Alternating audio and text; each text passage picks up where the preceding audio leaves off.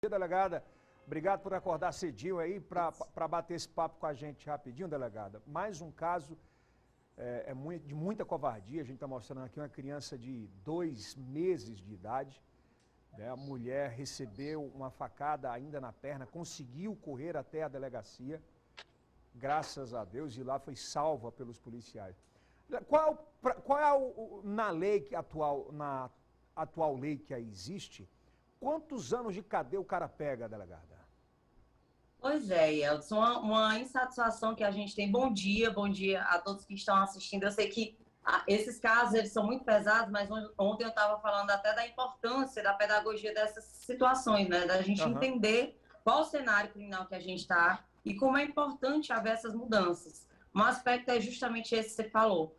Você tem hoje um sistema que garante à pessoa que pratica crimes absurdos sofrer uma responsabilização que pode ir no máximo a 30 anos. Você pode ter até uma condenação por mais tempo, mas ele não pode cumprir mais do que 30 anos. Fora que isso é o limite, tá? Geralmente a condenação não chega a esse ponto, ainda tem a progressão de regime. Mas vamos lá, Por isso que eu bato sempre muito em cima dessa questão da lei de execução penal, porque a gente tem hoje uma facilidade muito grande de agressores sai. E isso eu estou falando uma condenação, tá? Quando é condenado, porque na fase né? Condenado, numa fase dessa, por exemplo, que aconteceu o crime, vai até a delegacia, ele é autuado em flagrante, muitas vezes ele não vai ficar mais de 180 dias ali preso, até porque tem que ser analisado todo o processo. O nosso sistema garante, né, que a pessoa não seja condenada até que se prove o contrário. Então, ele tem que passar por toda uma fase processual. Isso leva quanto tempo? Toda aquela fase de processo para ser condenado. Isso leva quanto tempo? E aí, na condenação ainda... Oi, Elton. Isso leva quanto tempo, em média? E, existe uma variável muito grande, mas você não tem como mensurar aqui, porque cada caso tem suas particularidades, né? Mas dentro, por exemplo, da unidade policial, você tem que fazer esse procedimento. Se ele estiver preso até 10 dias, se ele estiver solto até 30 dias. Mas no processo de...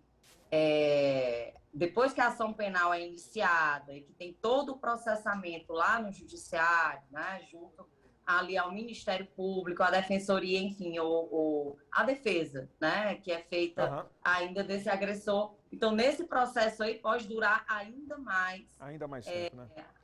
Muito mais tempo, até porque os prazos são impróprios em muitos aspectos, né? Então, em algumas dessas variáveis aí durante esse processo. Então, não dá nem para mensurar. Vão ter casos aí que... Tem casos que terminam prescrevendo, a gente sabe disso, ou seja, que perde mesmo o prazo de haver a condenação. Delegado, na minha leiguice aqui, eu queria saber se existe alguma coisa dentro da lei brasileira que garanta um flagrante continuado para agressores de mulheres. Muitas vezes a mulher é agredida, é trancada, não consegue ter acesso, não consegue... E quando chega muitas vezes na delegacia, ela diz, não, você agora tem que fazer um boletim de ocorrência, exame de corpo de delito. Mas como? Eu já apanhei, eu filmei. Existe alguma coisa sobre isso na legislação atual? Sim, se a gente estiver falando, inclusive, de crimes que têm essa natureza, né, como o cárcere privado, mulheres que são mantidas presas, numa situação como essa, o exame de corpo de delito, ele vai funcionar também para identificar outro crime, que é a lesão corporal. E vai servir tudo isso para comprovar a prática do ato da agressão durante a investigação do inquérito policial. Mas o fato dela estar com a liberdade cerceada, isso garante um flagrante continuado, porque a todo momento esse flagrante pode acontecer e pode ser formalizado a qualquer momento, no momento em que ela for liberada, que ele for capturado. E é preciso que a gente diga também outro aspecto importante. Existem pessoas que colocam, dentro de 24 horas, não é necessariamente o prazo. Dentro de 24 horas, o delegado de polícia ele tem que lavrar a autuação em flagrante, ele tem que formalizar o procedimento. Esse é um prazo para nós, delegados, fazermos. O que não quer dizer que uma pessoa que praticou um crime, por exemplo, uma agressão física, ou que praticou ali, logo após a prática desse ato, ou até um feminicídio tentado ou consumado, enfim, pode ser identificado no ato aí, independente da lesão, você pode, pela característica do que aconteceu, identificar. Logo após acontecer Isso sendo informado à polícia, logo após acontecer, a polícia pode desenvolver diligências. Sem parar essas diligências, ele sendo capturado, a autuação em flagrante pode acontecer. Já tiveram casos em que o encalço policial, o desenvolvimento das diligências policiais aconteceu por dias até que esse agressor foi capturado. Então, não existe esse mito, né, de 24 horas. Ontem o Brasil inteiro estava acompanhando e parado praticamente na espera de uma possível prisão do DJ Ives na tarde de ontem, né? Ou no depoimento, coisa que ficou, parece-me que para hoje. A senhora acredita numa prisão dele ainda? Pode haver. Agora, a prisão, no caso dele, a gente já está falando de uma cautelar, é diferente da prisão em flagrante, é outra modelagem. No caso aí, o DJ, pelo que eu entendi, tinha passado muito do tempo do fato. Ela não foi informada logo após, né, e materializada, na prisão de corpo de delito. Pelo que eu entendi, eu realmente não acompanhei o caso dentre peças, né, diretamente, formalmente, digamos assim. Então, eu não posso dizer especificamente, mas que havia elementos para solicitação da prisão preventiva. Então, vai ser essa outra cautelar. E essa ainda tem essa possibilidade de não ser estabelecido um prazo de uma prisão preventiva. Você tem que identificar os elementos para fazer a solicitação, né? A pressão é muito grande no Ceará. Acredito que ela tenha sido formalizada pelo que eles disseram, né? Pelo que foi informado. E aí, tendo sido formalizado e o juiz deferido, é só dar cumprimento agora. Por que a juíza lá colocou em segredo de justiça? Para não atrapalhar as investigações? Exatamente, Elton. Até se tiver saído esse mandado de prisão, se falar sobre ele, às vezes gera a possibilidade do investigado, do alvo, né, do cumprimento do mandato, que é justamente o investigado, desaparecer e ficar em difícil localização. E às vezes tem estratégias de advogados que na defesa ali conseguem com que aquele mandado não prospere mais e ele consiga nem ser preso, né? Então essa é uma preocupação para a polícia. A juíza, quando determinou o segredo de justiça ali, é justamente para não atrapalhar numa possível prisão preventiva.